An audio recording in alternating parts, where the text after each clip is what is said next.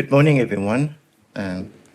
Apologies for being part of the team to get you up here early, but it's important times to be talking about important issues. So let me start. I'm Christopher Malan.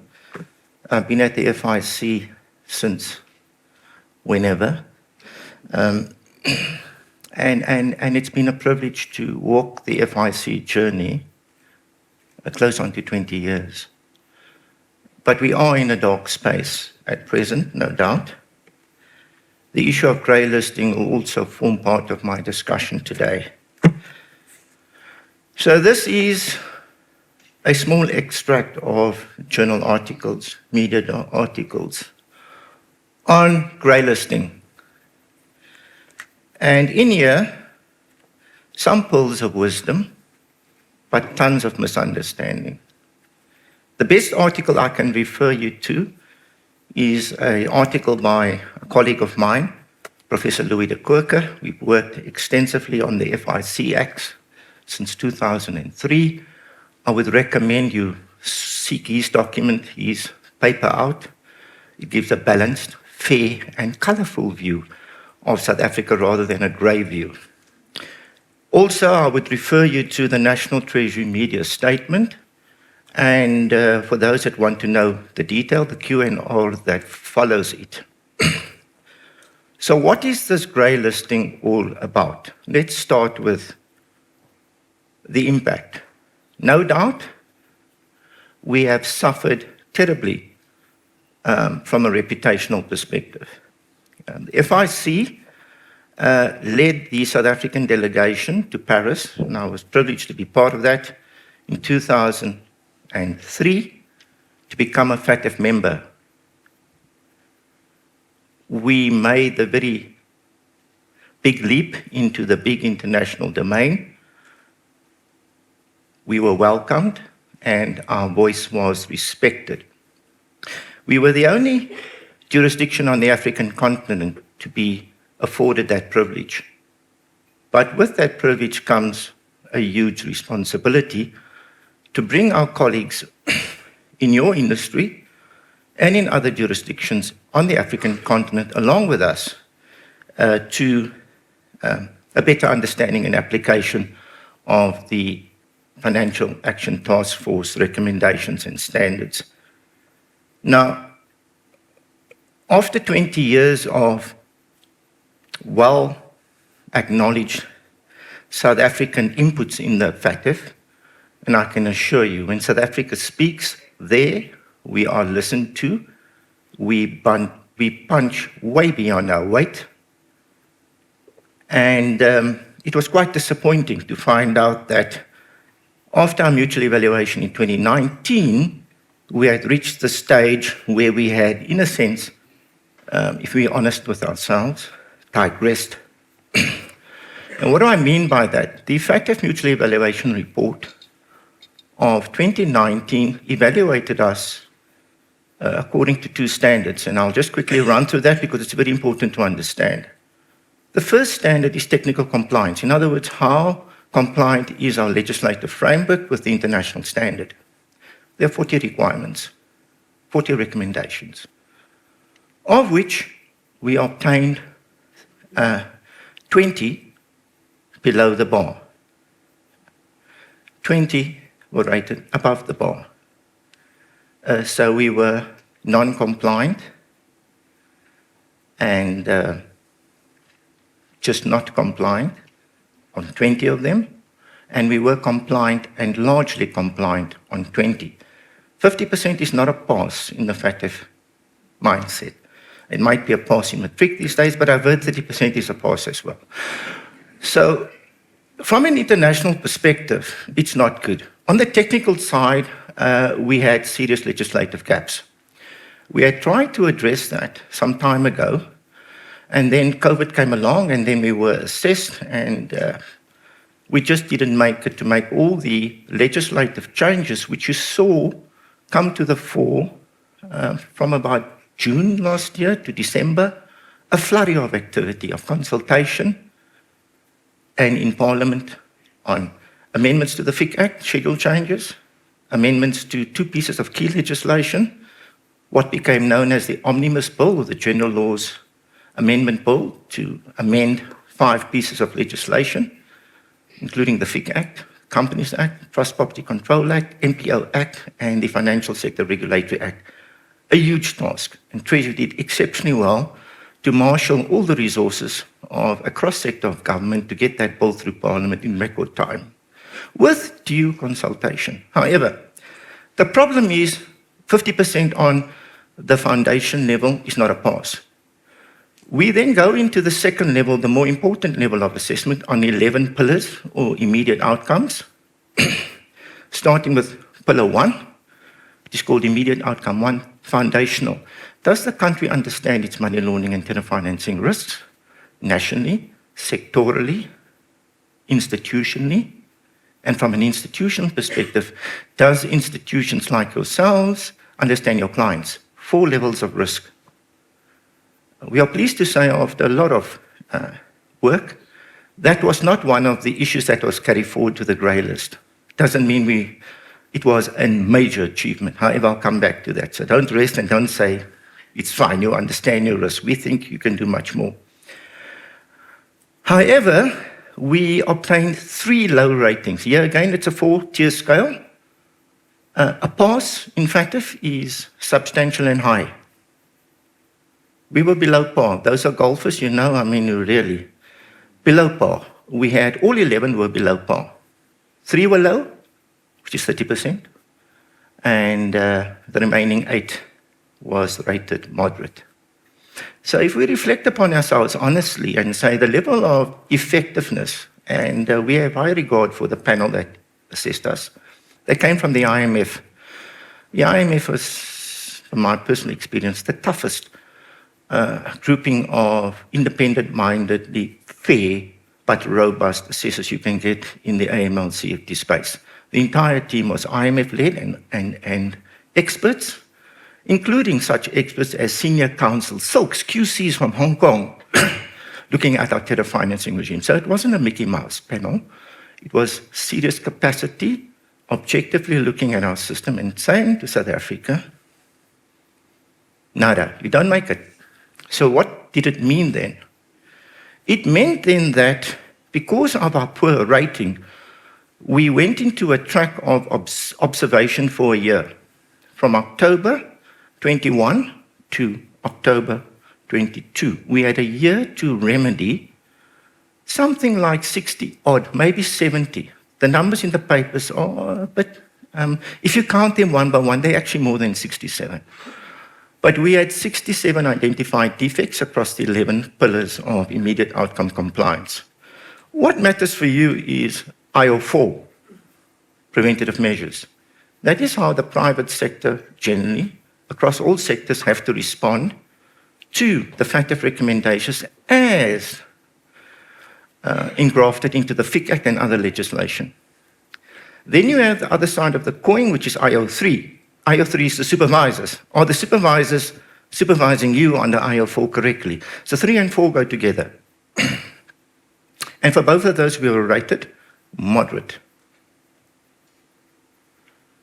Now, from that perspective, it says that there was a huge amount of work that had to be put in place and demonstrated. You would fall, I think, largely under FSCA, the Financial Sector Conduct Authority, would have engaged you in the run-up to October last year with a lot of work and a lot of engagements. Where we ended up in your space, IO4, was to demonstrate a level of achievement that is not where we want to be, but at least it got us off the magnifying scrutiny of now you go onto the grey list as an action item. So let me just digress and talk about the action items. How is that compiled? So we had 11 immediate outcomes, all of them below par. We had 40 recommendations, 50% of them below par, fail. We then went into enhanced follow-up for a year. We then had to file a progress report after a year in October.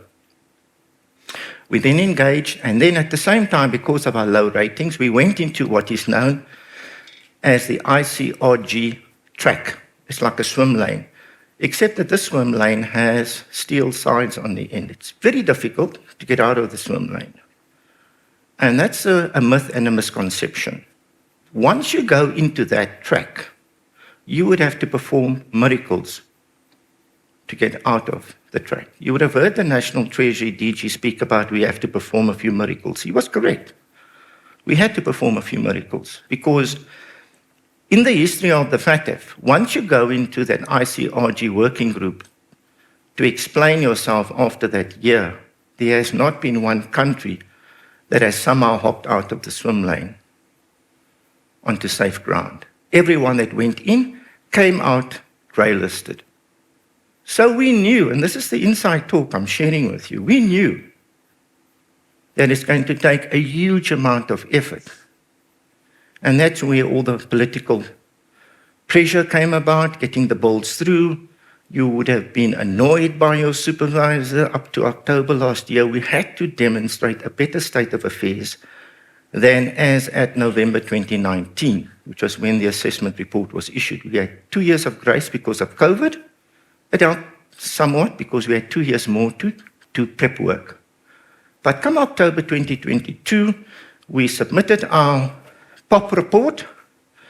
We then had to go and argue the matter with the working group. Well, let me explain that. There's a working group that sits, it's called the ICRG working group. They are the working group that evaluates countries. The world is broken up into several working groups. Ours was Africa and Middle East. It just so happens that their assessment, and they had the entire 2 weeks of engagements with other countries like Morocco. We went to Morocco to Rabat, and Morocco was there, Nigeria was there, South Africa was there, all those, like in the naughty box, was there before the reviewers. Who are the reviewers? Our peers. That's the power of the FATF system. Our peers were there. And what do we talk about? It's experts from around the world chosen to sit on this panel, and they evaluate our system from front to end, up and down, inside out. So that was Rabat. We knew if we couldn't walk out of Rabat with a more positive assessment of what we had done or demonstrated, we were going to be greylisted. It was near inevitable. As I told you, the swim lanes are very tight. So there's a lot of misunderstanding here that, we're going to FATF to change and persuade FATF. Technically, that decision was made in Rabat. And when we went there, we achieved a lot of gains and milestones. We took a lot of issues, demonstrated a lot of issues. We took them off the list as being addressed to a satisfactory level. It then left us with a grouping of 8, what then became known as and as publicized as the 8 strategic deficiencies. They're actually more than 8, but they're grouped into 8 areas. That's why they use strategic deficiencies. 8 groupings of them, of which one of those impacts you. And let me explain. So we had coalesced 60 odd, maybe more, defective remediated actions to fix. We had reduced them to 8 areas. And if we extrapolate and just flesh it out a bit, perhaps about 15 serious sub-areas to tackle, of which 4 relate to the financial supervisory sector and the non-financial supervision sector. I'll explain those. So, in Rabat, it was a very, very intense. We were there for 4 days before. Everybody in government that led their various components were there, led by the DG from Treasury, Mr. Mamoniat. The DG of the Reserve Bank was there. The head of SARS was there. The head of prosecutions was there. The head of the investigative, you name it, they were there. The FIC director was there and senior officials to present our best case. At the end of the Rabat session, we were given a document that says, this is your action plan. Can we work through it? Can we agree that it's clear enough that you can execute? Because that's the worst thing that you can have. You can have these very clever officials, well knowledgeable, setting out targets for you to achieve, and you find in practice you can't achieve it. So we spent a lot of time wrangling about words and what does words mean. Sustained increase became one of the buzzwords. What does sustained increase mean in investigations and prosecutions? Those sort of issues. Practically, what does it mean? Okay, so when the Rabat session ended, we practically knew this is the document, was what we call the action plan. It would take another miracle if, so that document gets then taken into the FATF process in February, into a working group called the ICRG Working Group, which this subcommittee from Africa and the Middle East then presents its report to the working group, which is composite of all the FATF members, to say, this is our report, we've engaged South Africa. Do you agree on its content from a content perspective, consistency, and achievability? So, in essence, when that report goes into the FATF in Feb, it was basically, it would have taken another miracle. We would have needed a substantial consensus, practically 5 or more countries disagreeing with the report. Nobody disagreed with the report. So even there, when we went into the plenary, it was another opportunity, but there again, it's more about keeping intact our reputation, confirming to our peers that we acknowledge we have shortcomings, we acknowledge we've got issues. We went through a very terrible period, the denuding of key state institutions, investigations, prosecutions, revenue service, you name it, and saying, South Africa commits to fixing this. This is not South Africa, we will fix this. And that's the essence of my message to you. The past is the past, right? We can accept it, it might be unpalatable, it might sit with us for a long time, but we cannot dwell in the past. We have to fix this. And that is where now we come to the fact that when the FATF on the 24th of February made the formal announcement to the world that we're going to be greylisted, we had already committed as a country to do our utmost. Why do I say that? Another behind-the-scene issue. You will recall the Minister of Finance giving the country a tip in his budget speech to say the country should prepare itself for greylisting. Remember that? Those of you that follow the budget statement. Why did he say that? It is because after the Rabat meeting, we received a letter from the FATF president. And this is standard procedure. So I'm talking to you, it's not state secrets, it's how the FATF works, but the general person doesn't know it. So because of that, there's a lot of misconceptions. So after the Rabat session, and before we went into the plenary, the President wrote to our Minister of Finance to say, does South Africa commit to this draft action plan that will be tabled at the FATF working group on Monday the 20th? Do you swear to commit to do so? Now, if a country decides not to do so, its reception in the FATF week is going to be quite rough and quite turbulent.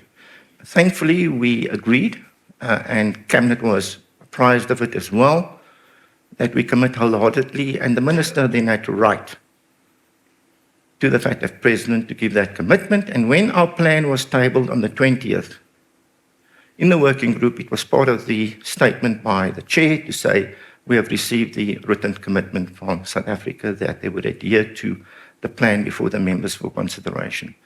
All of this happens in a serious modicum of secrecy, and I think we did a good job in keeping it under wraps until you heard about it on the 24th.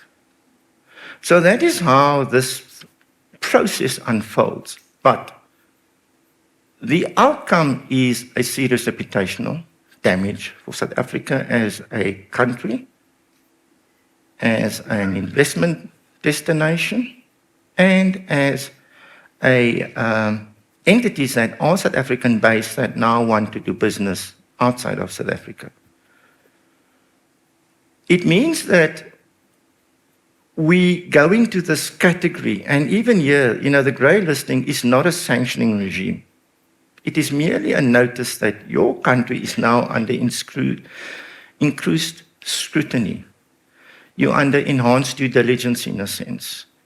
The world is required to be a bit more skeptical about you in its dealings with you, because until you fix and remedy these 8 areas of strategic deficiency, which in the main stretch into the investigative space, law enforcement, asset, terror finance investigation, terror financing prosecution, and the like, exchanging of mutual legal assistance, the ability to prosecute complex criminal matters in court like state capture, etc., you will remain in this area of skepticism, and the world will look at you with more scrutiny. So from that flows a lot of reputational issues.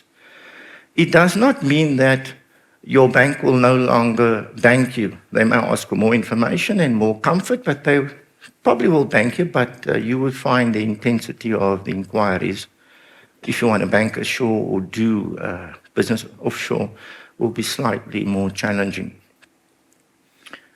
Does it have an impact on the economy? Definitely. I mean, there is a well-identified FATF paper, came out in October, I think it's 21, it might be 22, that gave an assessment of the implications from a flow of funds and investment perspective. So definitely we will see that there may well be outflows of investment funds, and it's going to impact perhaps all of you from an investment perspective. You will find that you will no longer receive, perhaps, we'll have to wait and see, such huge requests for investment in South African products from offshore clients and offshore institutions because of the grey listing phenomena. We will also perhaps see some outflows in bonds and securities, just because the jurisdiction is now a bit more questionable to be seen to be doing business in. That's just the way the world perceives it. But we are not under sanctions, so please, we are not under sanctions. There is a tougher regime that applies to us under the EU. And let me explain that. There's the EU and the UK. So the FATF will say you're grey listed. The EU then, after some time, evaluates the country and says you go now onto a high-risk jurisdiction list.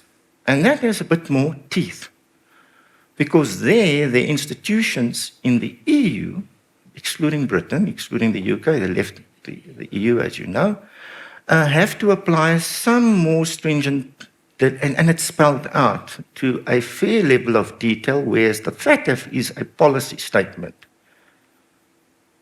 The EU list is a bit more detailed. So you can expect from EU counterparts scrutiny to a serious level. Then there is the UK regime that sort of sits in between, and the UK has their own regime. What does it mean for international relations and us working with our counterparts in FATF, EU, and the UK? I can just give you an example. Notwithstanding the grey listing, we have retained a serious working relationship with our peers. And it might be difficult for you to understand. The same people that put us in this situation are working with us to get us out of the situation.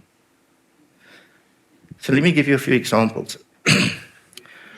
I co-chair a working group, some of you may know it, called the Interdepartmental Committee on Beneficial Ownership Transparency.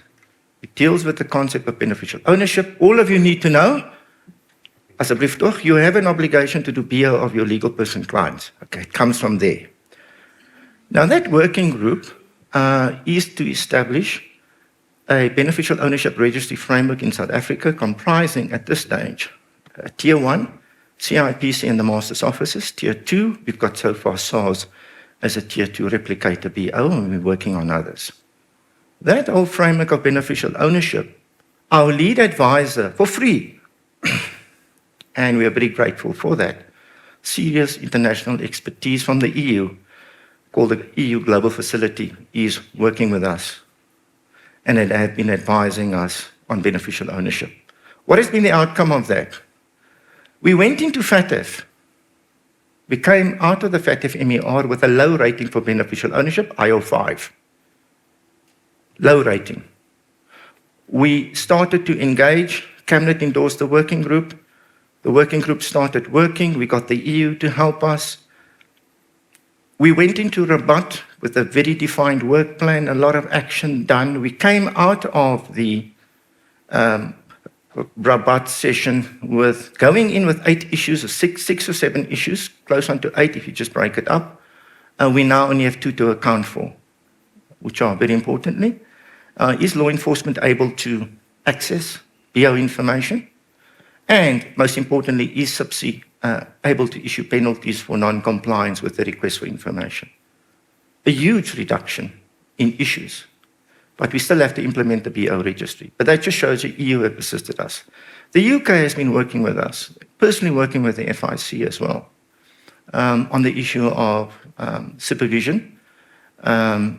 I've spent some time there with them. They've been here. They'll be coming to us again in April. So there's a lot of goodwill. The US have been working with us, and so on and so forth.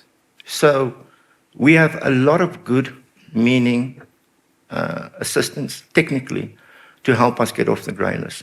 But let me get to the bottom line. That's background. What does it mean in practice? Schedule changes. We had a scope deficiency. You would have seen schedule to the FIC Act were changed. It brought about several key areas, new sectors to fall within the regime, most important being the crypto assets. They are now in the FIC schedule. They are now finally under a AML CFT regime. They have been yearning for respectability. Thank you. They are in the regime.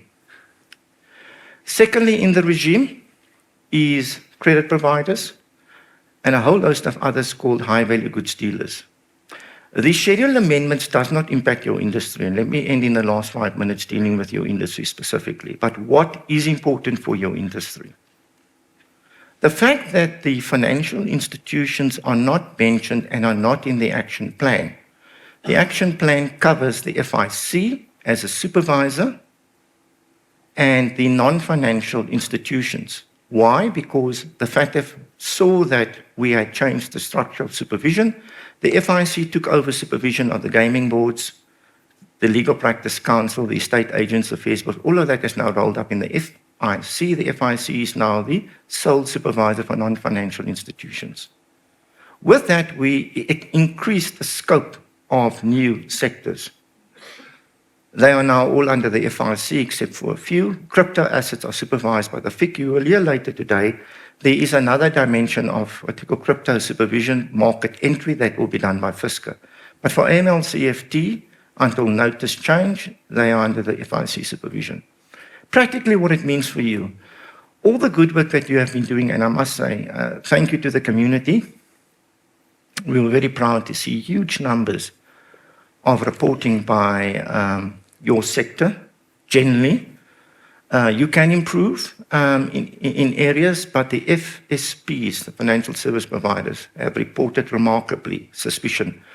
Our sense is they finally have understood that this is about their contribution to the fight against crime, and there are no consequences for you to report. It's all confidential. It's actually a defense for you. But if your client has been found to be involved in money laundering, if you show that you filed an SDR report, complete defense about your involvement in that, complete anonymity, you will not be called to give evidence in court. That information is for us as the FIC and for us to go and work on it and pass it on to law enforcement and ensure prosecutions. Your industry needs to be focusing on 2 key areas. A better understanding of your business risk, and I'm sure the fiscal will talk to you about that.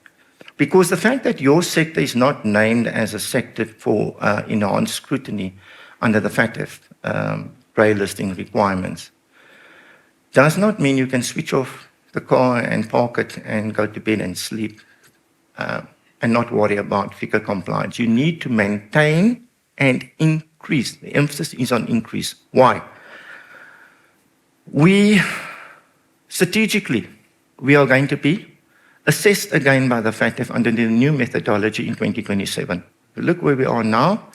If we come out with a grey list in the next 18 months, we are then immediately going to go into preparation for the 2027 fifth round assessment of South Africa. Our expectation strategically, and we've spoken to the supervisors, I've been putting it out there in the media, we want South Africa to be not just moderate, below par, we want us to be substantial in supervision and substantial in your application of the FIC Act. Because I think that is where we deserve to be as a country.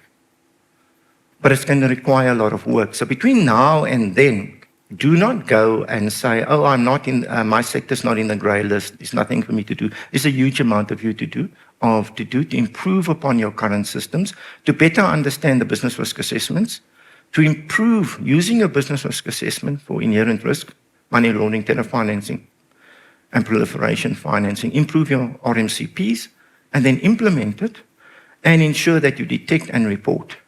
If you can do all of that seamlessly on a risk-based approach, collectively we will all be better in your area. You will receive a lot of concern about, are you paying enough attention to knowing who your clients are? Very important. In this regard, the PEP regime has changed, please note that. Now it's the concept of once a PEP, all a PEP. You know, that part of the FIC Act has changed, and also beneficial ownership. Each and every one of you, should you have a client that is a trust, and a client that is a legal person, a company, would have to know who the beneficial ownership of that is as part of your take-on process. The trust environment is a difficult area, but the legislation is trying to make it very simple. It is the settlor, the founder or the settlor, the trustees, and the beneficiaries named, plus any other natural person, and this is where the grey area comes in, that may influence either the trustee or the beneficiaries or the founder or the settler. So those set of categories you should try and ascertain to the best of your ability when you're dealing with a trust as a client. For a company, it's going to be more complex because your company might be a foreign company that's doing business in South Africa, and the trust that is a foreign trust doing business in South Africa. So I've given you a huge amount of overview because I think it's important that you understand exactly how this process works. I've touched on very briefly, and I look forward to having another session with you where we can go into detail on your obligations. The message, be positive about this. This is an opportunity. South Africa deserves better than this. We together will fix this, but we've got to work together and ensure that we do the small steps correctly. If each and every one of you can do that extra that we're asking you to do, yes, we know it's difficult. Yes, we know it's taking away from your time to sell and to engage clients. But you know, at the end of the day, we need a better country and we need a better rating for our country. And it depends upon you. Thank you.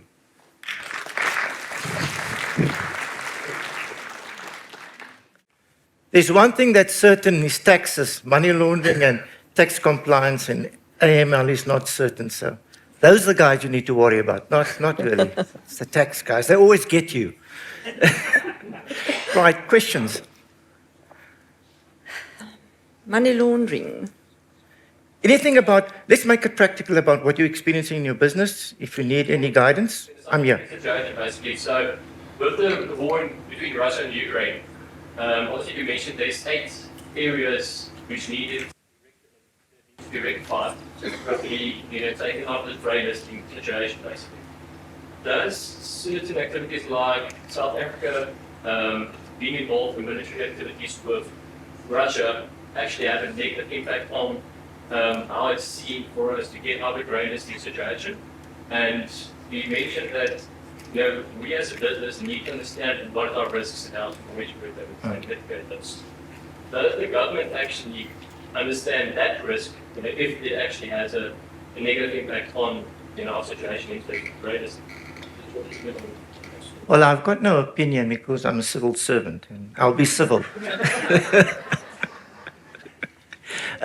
Let's start with the easy one. The easy one is the state issue.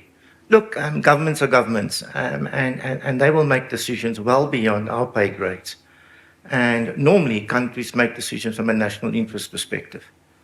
So what you're seeing out there is from a South African government national interest perspective, whether you like it or not, that's the view, until there's a change of national perspective. What does it mean for South Africa and in the FATF? Well, I can just share with you. The one consequence of the conflict in Ukraine has been that Russia has been suspended from the FATF. And that was not an easy decision.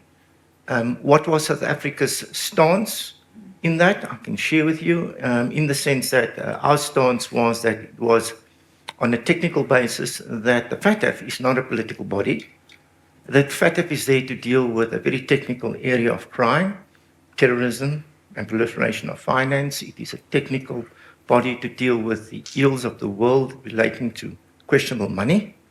And the grouping should make decisions based on that and not bring politics into the issue. However, the FATF, as a consensus basis, voted to remove the Russian government, not the Russian government, the Russian representation.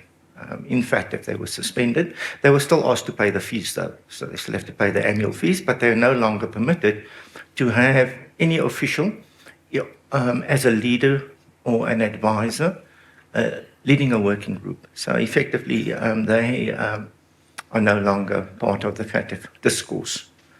So FATF in itself, we would like to think, looks at these issues from a particular lens.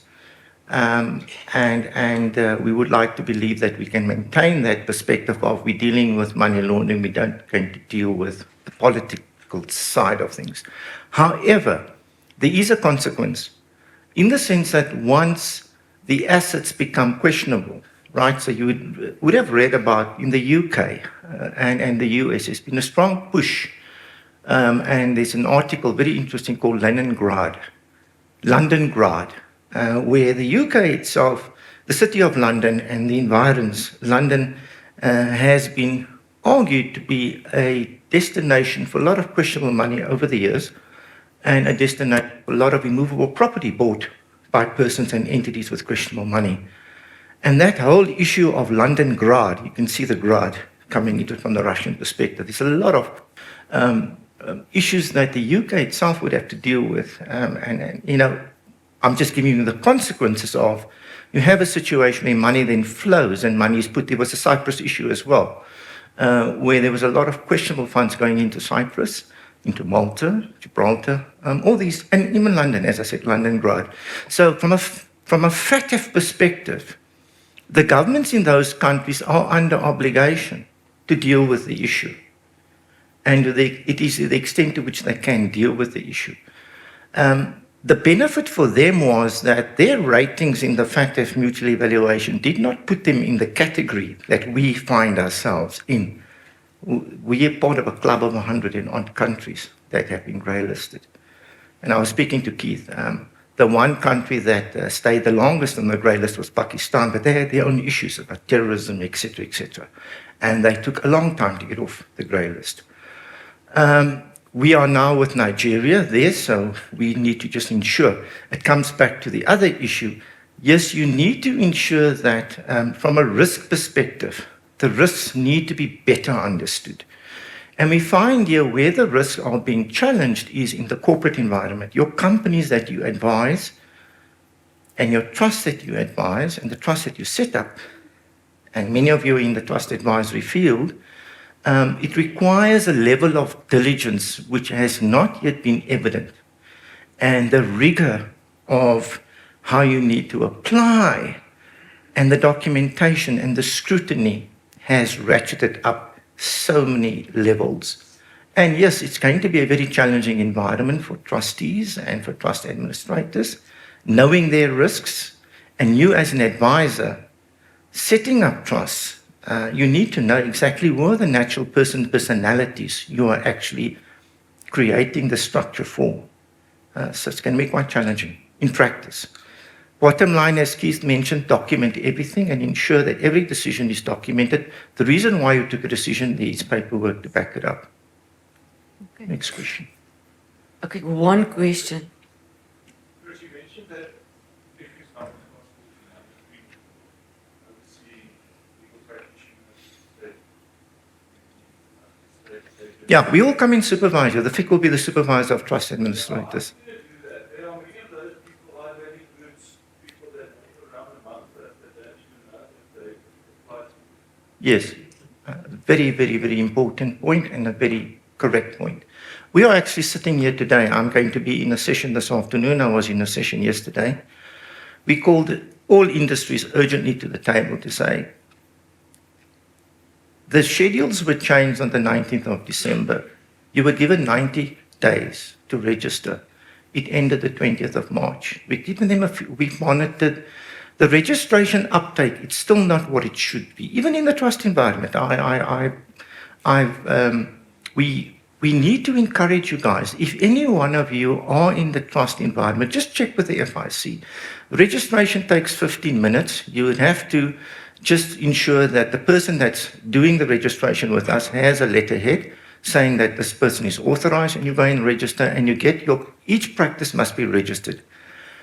But that's the easy part. The part is the high-value goods dealers, and who's in there? Krugerrand dealers, motor car dealers, jewelers, precious metal stones, any retail that sells a good commodity. So you go and get these plasma TVs, over 100,000. You're in the net. It even extends to aircraft, yachts, anything. I mean, you saw there was a big question of these very expensive yachts coming to South Africa and question about the political, whether we should be giving them safe harbor and berth. So the world has moved on to looking at where are the people with questionable money. I don't want to call them criminals. People with questionable money is placing their assets. I mean, we're talking about well-heeled people, lots of money, millions, dollars, pounds, not South African rand, buying assets. And these assets, the view of the money laundering is to chase the assets and to make the link between the assets and the person or the company or the trust that the person sits behind. Coming back to your question, that is our biggest challenge now. We have to report to the FATF on a yearly basis on the compliance nature of each sector. 31st, Friday 31st, is at the end of our financial year, as we all know in government, and that is the end of our FATF report. That is what I'm saying. If you still haven't registered with us, please know that you are non-compliant and we would like you to register before Friday. Because the stats need to look better, because we are going to have a problem, I think, that we will have to explain why all these new sectors have not yet registered with the FIC. We've given them 90 days grace. Friday is the last date, and the numbers are not, to be honest, not looking where it should be. So that's a big challenge. We would have to go out, and that is why I apologize. I told you, I'm on radio. Trying to get on radio. Hopefully you'll see my mug on TV perhaps. But we are going to be out there to please encourage people. The first fundamental obligation of the FIC Act is registration, because without registration, you can't report. You know, reporting is actually the end game of this whole system. It is about filing suspicion and cash reports. That's the end game. Everything you do is about detecting and then reporting to the FIC, because that's how you fight crime.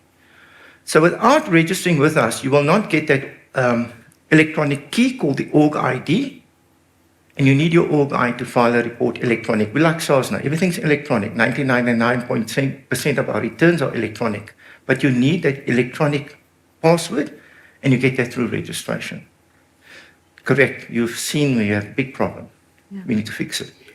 Thank you, Last guys. question, perhaps, No, maybe two. One. We're taking now the FECA's time, but fine. Okay, one question. Just a follow-up question. So you mentioned that you need to register and report. And I just want to know, so what is your team responsibility on the committee on enforcement? So it's required from industry to register and report transactions. But we really hear of successful enforcement that's the transaction that's been reported, we find that maybe it's not good. Okay, let's start from the end. And so the question is, I don't see anything happening. Well, let's put it this way. If you read in the newspaper that money has been attached and seized, that's the big indication the system is starting to work. Why? We are depriving persons from the ill-gotten gains, questionable money that they now have somehow came into possession of, criminally, which is called unlawful proceeds, we go and attach it. If you read in the newspaper, invariably SIU has reclaimed money, SARS has reclaimed money, the Asset Forfeiture Unit has claimed money. Behind that sits the FIC. That is where Keith says we are purposefully below the radar. Because what invariably happens is we prepare the affidavits, nearly 90% of the affidavits, proving that the money that is sitting with this person somehow came through your reports, through the bank account, we believe are the proceeds of crime, and we would normally prepare an affidavit, supporting affidavit to go. It's not necessarily the FIU that, or the FIC that goes to court itself. We are in the background, we are support, and we will provide the forensic evidence.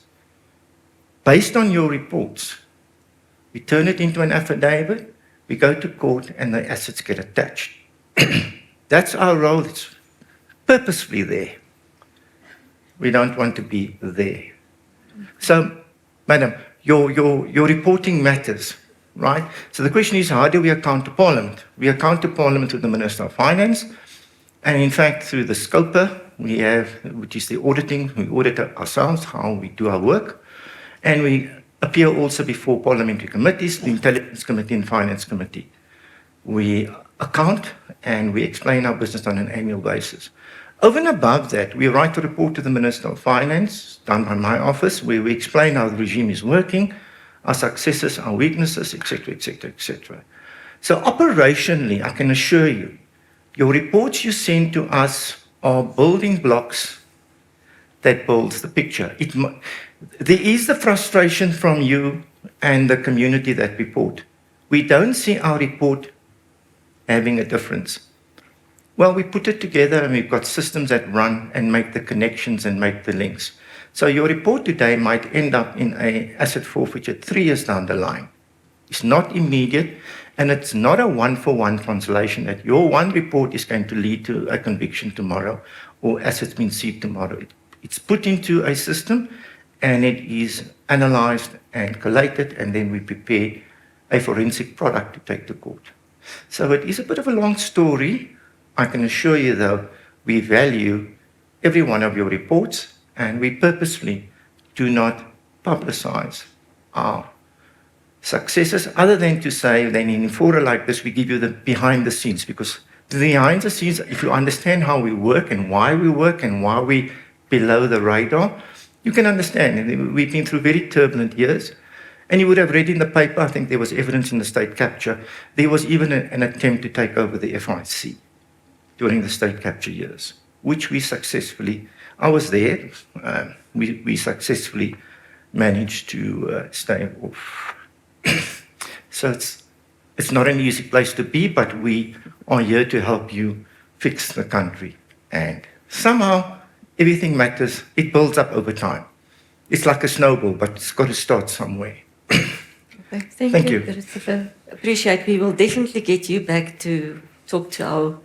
Thank you. No English again. chocolates, but you have all the chocolates.